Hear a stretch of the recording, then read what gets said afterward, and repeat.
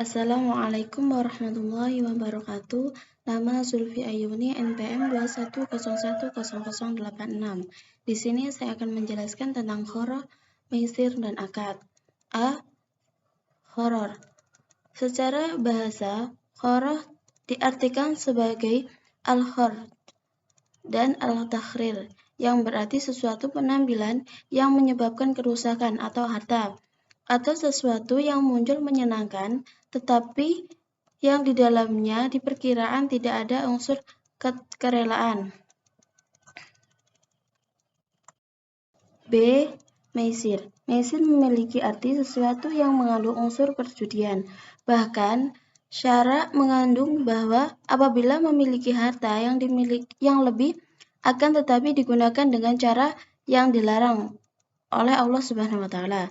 Jadi maisir adalah bentuk dari perjudian pada masa jahiliyah di Arab dengan menggunakan azlam atau bahkan dengan menggunakan qidah dalam sesuatu. Jadi maisir adalah bentuk dari perjudian pada masa jahiliyah dari Arab dengan menggunakan azlam atau bahkan dengan menggunakan qidah dalam sesuatu. Hukum yang terkait dalam judi atau maisir: yang pertama, haram memainkannya. Kedua, haram memakan hasilnya. Ketiga, haram jual beli alat judi. Yang keempat, makruh memberi salam kepada penjudi. Yang kelima, penjudi tidak diterima kesaksiannya. Keenam, penjudi dihukum takzir. Macam-macam horor dan maisir. Yang pertama, ada al-horor al-yasir. Yang kedua, al-horor al-kathir atau al-fahisyah. Yang ketiga, al-horor al-mutawasil. Maisir dibagi menjadi dua, yaitu maisir lahwi dan maisir al-qimar. Pengertian akad. Secara kamus bahasa Indonesia, akad berarti perjanjian atau kontrak.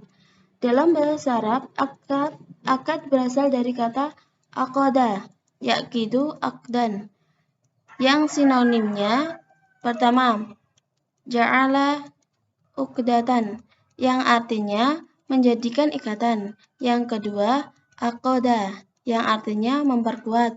Yang ketiga, lazimah, yang artinya menetapkan. Syarat dan rukun akad. Agar suatu akad menjadi sah, maka harus memenuhi rukun-rukun yang menjadi sanksi akad. Yang pertama, al-aqid atau orang yang akad. Akid terdiri dari dua pihak, yaitu pihak penjual dan pembeli. Al-aqid harus memenuhi beberapa syarat, yaitu yang pertama, al-abaliyah atau ahli akad. Ahli akad ada dua, yaitu: satu, ahli wajib, yaitu kelayakan seseorang yang menetapkan kepastian yang harus menjadi haknya. Ahli wajib memiliki dua unsur, yaitu unsur ijabi, yaitu kelayakan untuk mengambil haknya. Yang kedua, unsur salabi, yaitu kelayakan untuk memenuhi haknya. Yang kedua, ahli arda adalah kelayakan seseorang untuk memenuhi kewajiban yang telah ditetapkan syara seperti sholat, puasa, zakat, dan haji. 2. Al-wilayah atau kekuasaan. Wilayah merupakan sebagian hak dan kewenangan seseorang yang mendapatkan legalitas syara untuk melakukan transaksi atas atau objek tertentu. Al-wilayah dibagi menjadi dua macam, yaitu yang pertama, asli atau al-asliyah, orang yang berakad. Yang kedua, pengganti atau an-niyabah, atau seseorang diberikan kekuasaan oleh orang lain atau pengurusi orang lain. Ada dua macam pengganti, yaitu A. Pilihan atau al-ikhtiyariyah. Yang kedua, paksaan atau al-ijabariyah. 2. Maqdum alaih atau sesuatu yang diakadkan. Ma'dhuf alaih merupakan objek atau benda yang akan digantikan yang diakadkan dan bentuk nyata. Ahli fikih menetapkan ada 5 syarat objek akad, yaitu yang pertama, harus adanya ma'dhuf alaih di saat akad. Yang kedua, ma'dhuf alaih harus sesuai dengan ketentuan hukum syarat atau masyhur. Yang ketiga, dapat memberikan waktu akad. Yang keempat, ma'dhuf alaih harus diketahui oleh orang yang akan berakad. Yang kelima, ma'dhuf alaih harus suci. Yang ketiga, sighot. Sighot al-aqd merupakan ijab atau kabul. Ijab dalam merupakan pemulaan kalimat yang diucapkan sah satu pihak sebagai gambaran keinginan untuk melakukan akad. Sedangkan kabul atau penerimaan merupakan kalimat yang diucapkan setelah adanya ijab. Pada masa sekarang ini, pengalaman ijab kabul merupakan pertukaran suatu benda dengan yang lainnya, sehingga terkadang penjualan yang membeli tidak mendapatkan secara langsung. Mawdu' al-aqd atau tujuan akad.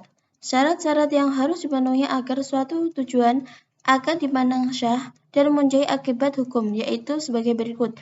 Yang pertama, tujuan akad tidak merupakan kewajiban yang telah ada atas pihak-pihak yang bersangkutan tanpa akad yang diadakan. B. Tujuan harus berlangsung adanya hingga berakhirnya pelaksanaan akad. Yang ketiga, tujuan akad harus dibenarkan syara. Macam-macam akad dan berakhirnya akad. Jika dilihat dari keabsahannya, akad dibagi menjadi 2 bagian, yaitu akad sahih dan akad nafi. Akad sahih merupakan akad yang sudah memenuhi hukum syarat-syaratnya. Akad nafidz atau sempurna untuk dilakukannya, yaitu akad yang dilakukan dengan memenuhi rukun dan syarat dari akad dan tidak ada penghalang untuk melakukannya. Kedua, akad mauquf adalah akad yang dilakukan oleh orang sudah mengetahui hukum tetapi tidak mempunyai kekuasaan untuk melakukan akad. Contohnya, akad yang dilakukan oleh anak kecil yang munais.